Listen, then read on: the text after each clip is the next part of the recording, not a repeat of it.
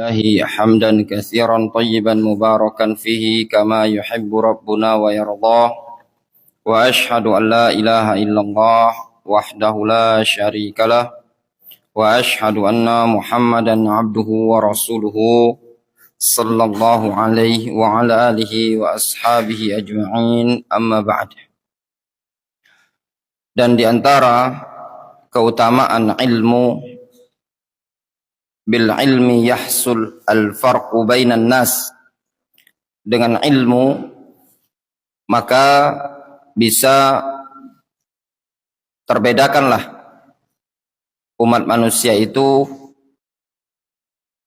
antara orang yang berilmu dengan orang yang tidak berilmu. Qala Allah Subhanahu wa ta'ala, hal yastawil ladzina ya'lamun wal ladzina la ya'lamun. Apakah sama antara orang yang berilmu dengan orang yang tidak berilmu? Jawabannya, tidak mungkin sama. Jangankan manusia yang berilmu dengan manusia yang tidak berilmu, hewan yang berilmu dengan hewan yang tidak berilmu pun memiliki perbedaan. Allah Subhanahu wa ta'ala menyebutkan, wa yas'alunaka madza uhilla lahum. Qul uhilla lakumut thayyibat wa ma 'allamtum minal jawarihi mukallibina tu'allimunahunna mimma 'allamakumullah fakulu mimma amsakna 'alaikum wadhkuru ismallahi 'alaihi. Allah Subhanahu wa ta'ala menyatakan dalam surat Al-Maidah, yas'alunaka madza uhilla lahum. Mereka bertanya kepada engkau ya Muhammad, madza uhilla lahum, apa yang telah dihalalkan kepada mereka. Qul, katakanlah ya Muhammad, uhilla lakumut thayyibat, dihalalkan untuk kalian segala perkara-perkara yang baik. Dibolehkan kalian mengkonsumsi makanan-makanan yang baik. Wa ma 'allamtum minal jawarihi mukallibina tu'allimunahunna mimma 'allamakumullah. Dan juga dihalalkan untuk kalian dari apa yang telah ditangkap oleh hewan-hewan yang sudah terlatih, dari hewan-hewan buas tersebut yang sudah kalian latih seperti anjing, burung dan yang semisalnya. Fakulu mimma amsakna 'alaikum wadhkuru ismallahi 'alaihi. Makanlah apa yang ditangkapkannya untuk kalian dengan menyebut nama Allah Subhanahu wa ta'ala. Untuk melihat pada ayat ini tersebut, apabila suatu hewan yang sudah dilatih seperti anjing, sudah dilatih untuk berburu, kemudian dilepas dengan menyebut nama Allah Subhanahu wa ta'ala, idza arsalta kalbak fadhkur ismallah. Kata Nabi SAW, kalau engkau melepas hewan buruanmu, maka sebutlah nama Allah Subhanahu wa ta'ala.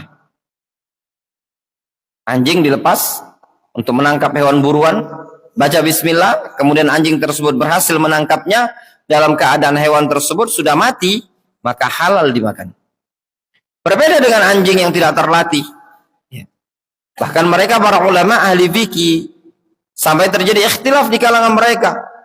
Apakah anjing yang kalbun mu'allam, anjing yang terlatih, yang dididik, itu najis air liurnya ataukah tidak? Sampai-sampai seperti itu. Kenapa? Dikarenakan ada maziyah, keistimewaan yang ada pada anjing tersebut.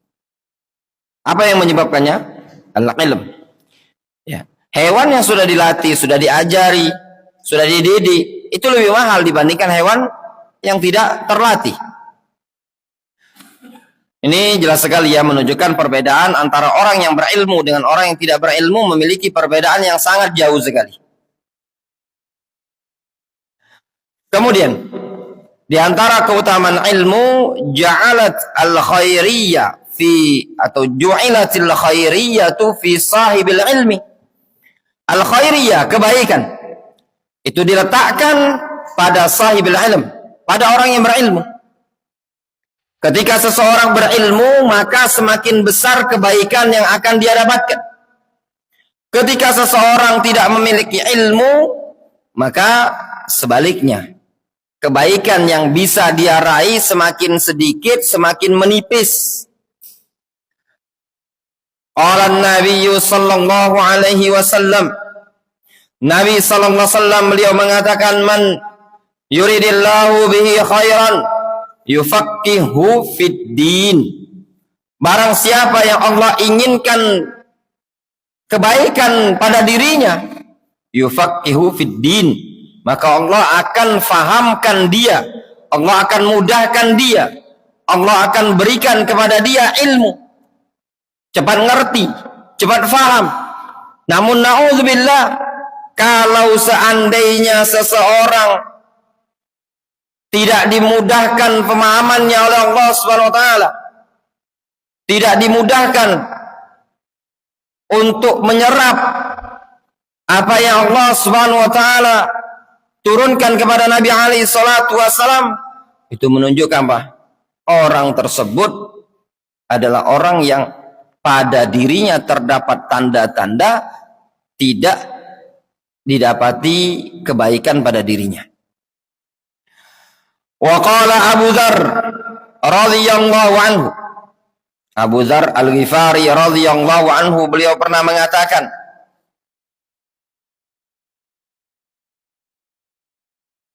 law wada'tum as-samsama ala hadhihi wa asyara ila qafa, kalau seandainya kalian meletakkan somsoma, somsoma itu artinya pedang, senjata, pada tengkukku ini, beliau mengisyaratkan ke leher.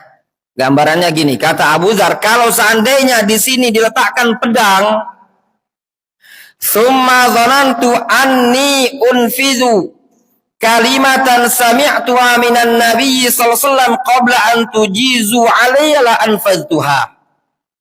Kemudian aku menganggap bahwasanya aku masih ada kesempatan untuk menyampaikan suatu kalimat yang aku dengar dari Nabi SAW sebelum kalian menebaskannya kepada leherku, niscaya aku akan sampaikan.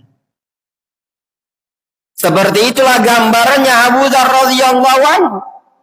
Beliau menyebutkan, kalau seandainya kalian ancam aku dengan meletakkan pedang di leherku, golok di leherku, ingin menebas leherku, dan aku menganggap masih ada kesempatan untuk menyampaikan hadis dari Nabi SAW sebelum kalian mengayunkan pedang tersebut, niscaya aku akan melakukannya. Ini menunjukkan apa? Abu Dzar radhiyallahu anhu tahu tentang kemuliaan suatu ilmu, tentang pentingnya ilmu. Bahkan beliau mengatakan, kalau seandainya ada kesempatan sebelum menjelang ajal kematian untuk menyampaikan ilmu, beliau akan mengatakan, aku akan sampaikan ilmu tersebut. Ini luar biasa ya ikhwat, ya tullabal ilm. Bagaimana sosok mereka para sahabat, hari mereka penuh dengan ilmu. Bahkan mereka menggambarkan kalau seandainya mereka diancam ingin dibunuh, namun masih ada kesempatan untuk menyampaikan ilmu, mereka akan sampaikan ilmu tersebut. Ini sudah cukup menunjukkan kebaikan tentang ilmu tersebut.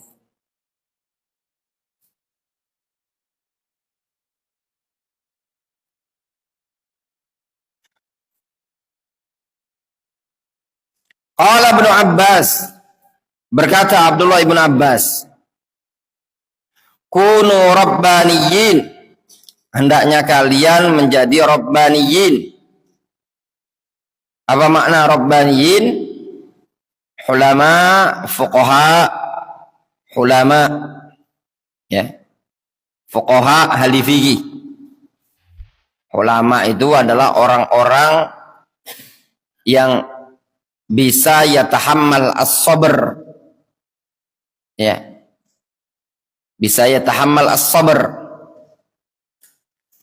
wa indahu sabr wa yatahammal al-adha.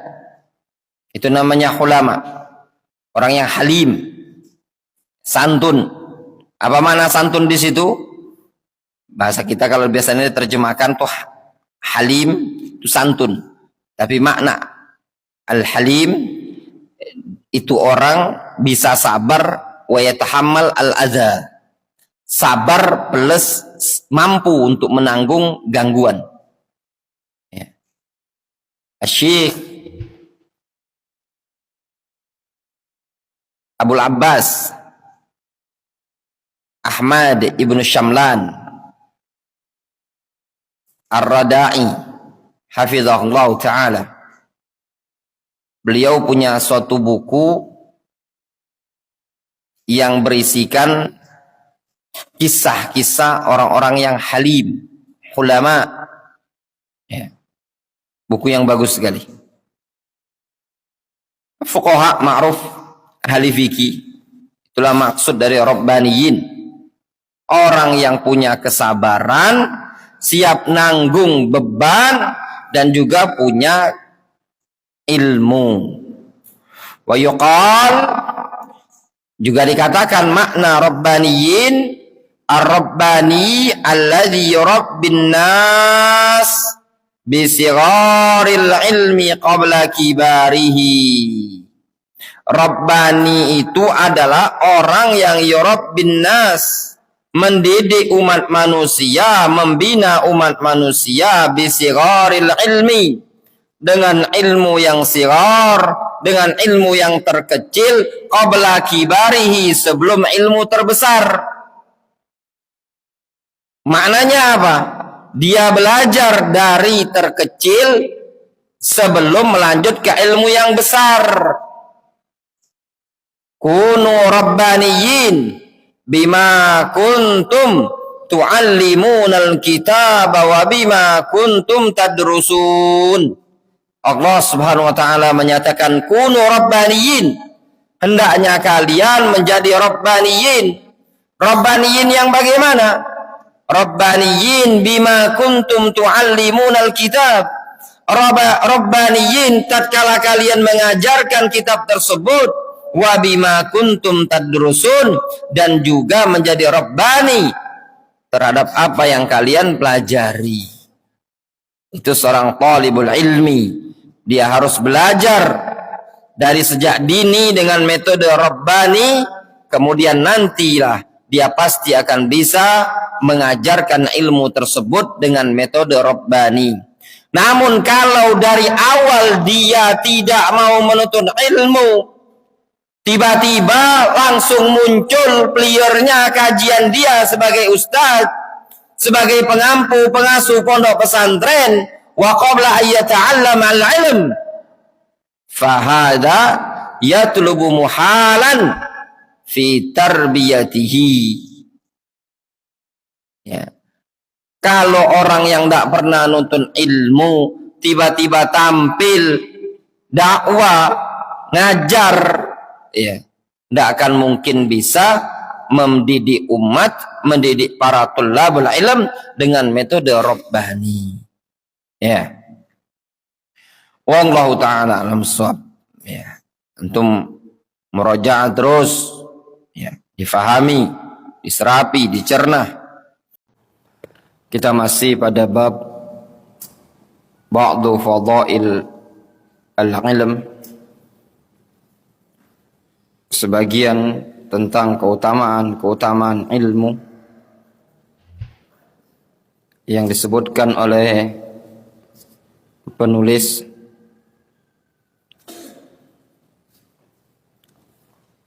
Pada poin yang berikutnya yang disebutkan di sana,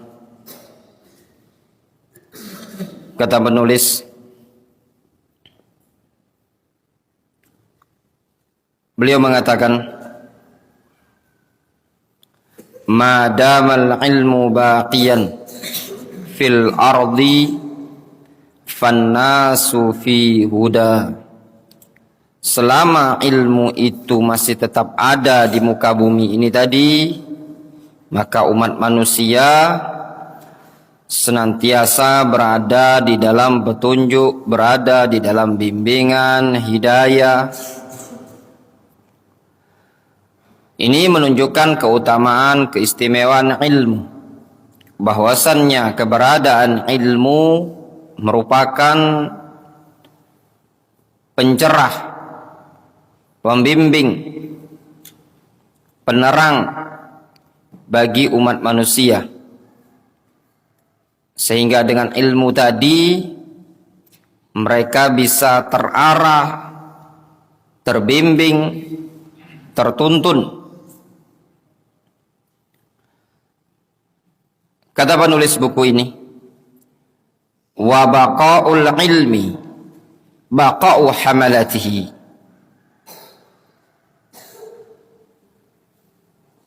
Keberadaan suatu ilmu, tetapnya suatu ilmu, yaitu tatkala adanya para pembawa ilmu tadi.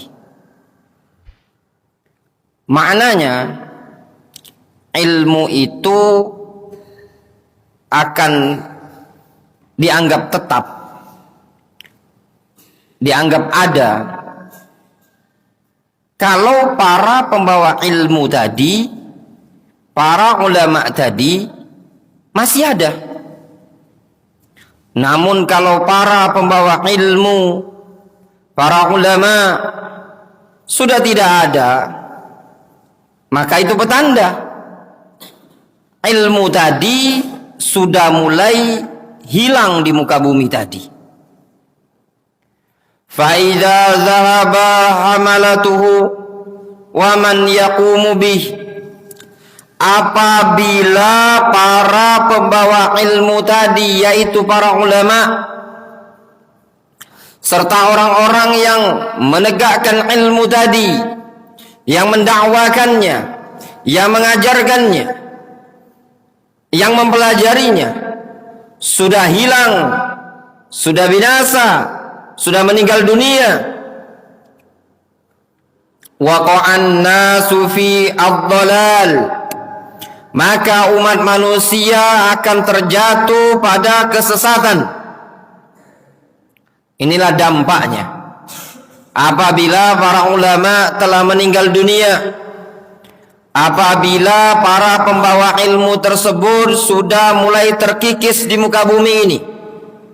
Maka itu tanda-tanda bahwasannya umat manusia akan terjatuh pada sekian banyak penyimpangan, akan terjatuh pada kesesatan, akan terjatuh dan terjerumus dalam ad-dhalalah.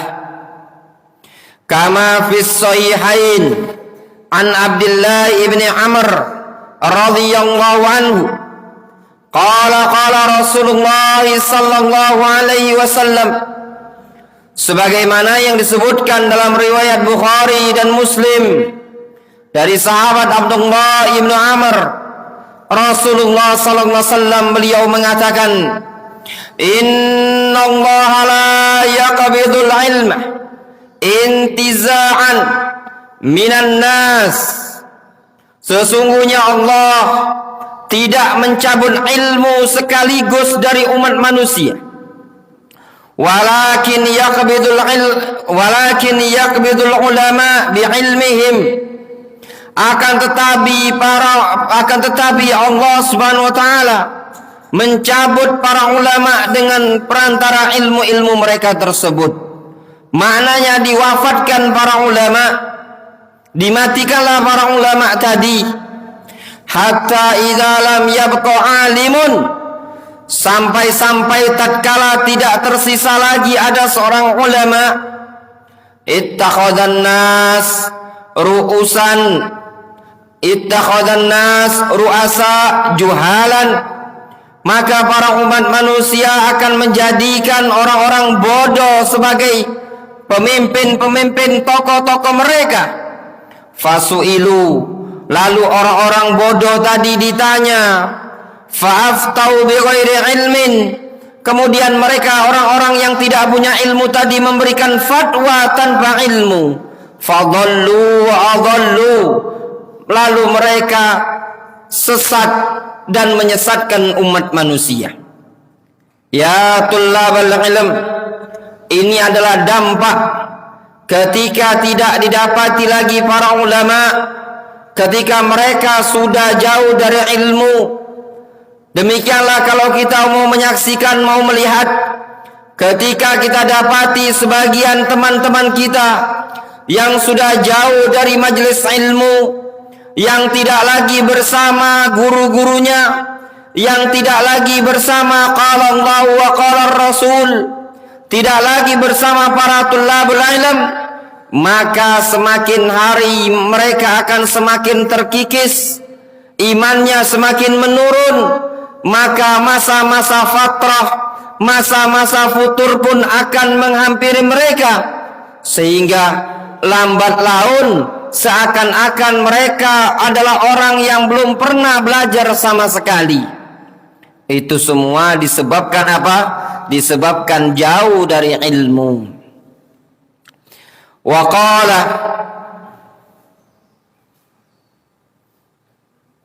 Sabiq Al-Barbari rahimahullahu ta'ala, berkata Sabiq Al-Barbari rahimahullahu ta'ala, beliau mengatakan dalam suatu bait syair yang diriwayatkan oleh Imam Ibnu Abdul Bar dalam kitab Jami' Bayanil Ilmi wa Fadlih, kata Sabiq Al-Barbari, wal ilmu yajlul ama an qalbi sahibih kama yujli sawadadh zulma al-qamaru.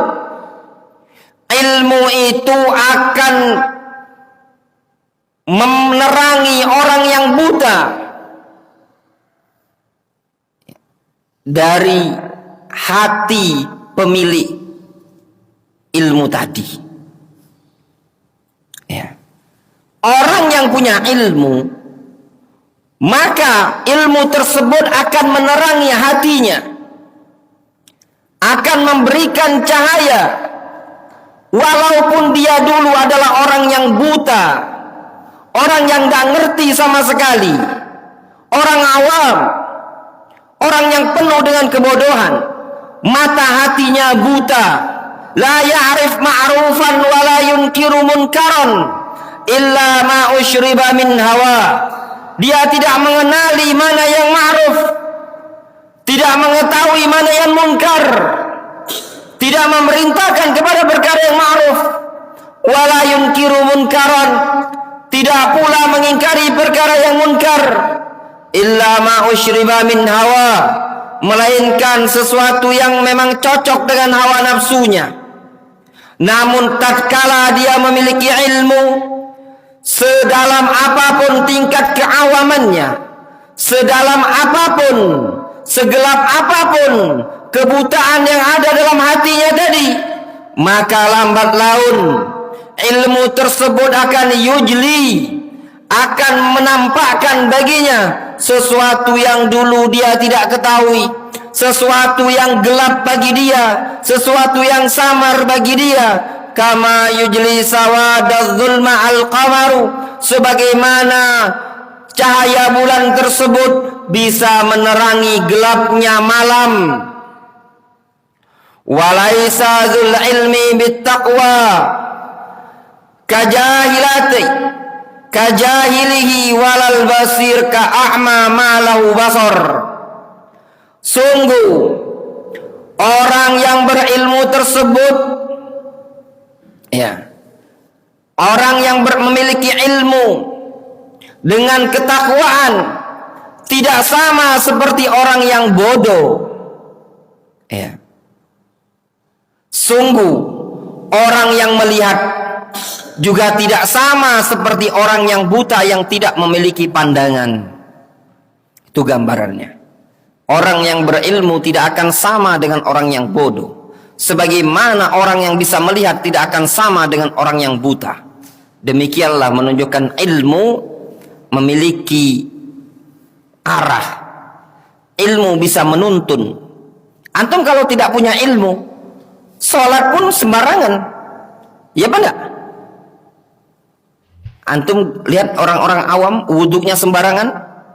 Antum lihat kadang dia yang tidak punya ilmu, sholatnya sembarangan. Nah itu, antum kok bisa sholat dengan benar?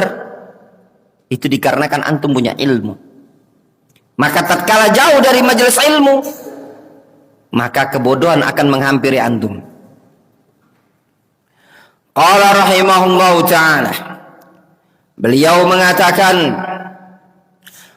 al-jahlu da'un qatilun wa shifa'u amrani fit tarkibi muttafiqan. Kebodohan tersebut adalah penyakit yang membunuh, penyakit yang membahayakan. Wa shifa'u amran, sedangkan obatnya ada dua macam.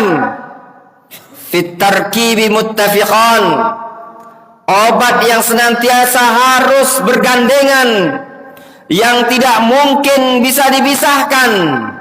Apa obat kebodohan? Apa obat dari kejahilan? Kejahilan digambarkan ibarat suatu penyakit yang membunuh, penyakit yang membinasakan, penyakit yang mengkhawatirkan. Orang kalau terjangkiti penyakit al-jahl, maka orang tersebut ibarat orang yang mati sebelum datang kematian menghampirinya.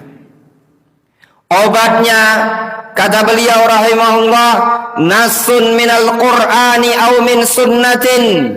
Obatnya adalah nas, dalil yang berasal dari Al-Quran atau yang berasal dari hadis Nabi sallallahu alaihi wasallam. Wa tabibu zaka al-alimur rabbani, sedangkan dokter yang menentukan kadar-kadarnya, yang menuntun bagi seseorang tatkala ingin mengetahui bagaimana pengaturan obat ini tadi, itu adalah al-alimur rabbani, seorang alim rabbani. Dialah yang menentukan ini ayat letaknya di sini, ini hadis letaknya di sini, ini maksud ayat ini seperti itu, maksud hadis ini seperti itu.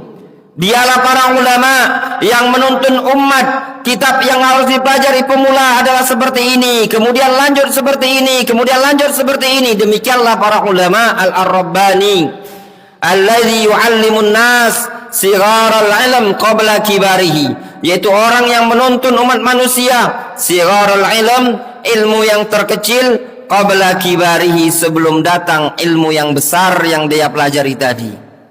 Wa fadailul ilmi wal ulama katsiratun jiddan.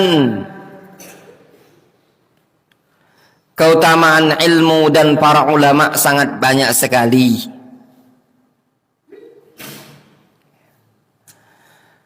Al-mahna ilaiha al-maha faqat fayanbaghi lahumal adab. Ya. Kita sajikan, kita bawakan, ya,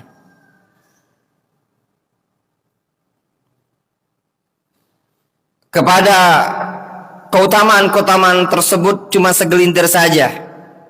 Fayanbaghi lahuma al-adab, ya, maka selayaknya bagi seorang penuntut ilmu untuk beradab terhadap ilmu dan para ulama. Ini selayaknya bagi para penuntut ilmu, ya, dia beradab terhadap para ilmu dan para ulama. Bagaimana adab di majelis ilmu, cara berpakaian, tata cara duduk di majelis ilmu, adab terhadap guru, itu semua disebutkan oleh para ulama di buku-buku mereka. Wallahu ta'ala a'lamu bissawab. Adapun berikutnya, pada bab berikutnya, adab fil wudu wa thahara, fa insyaallah ta'ala akan dilanjutkan pada pertemuan berikutnya. Naktafi bihadzal qadar.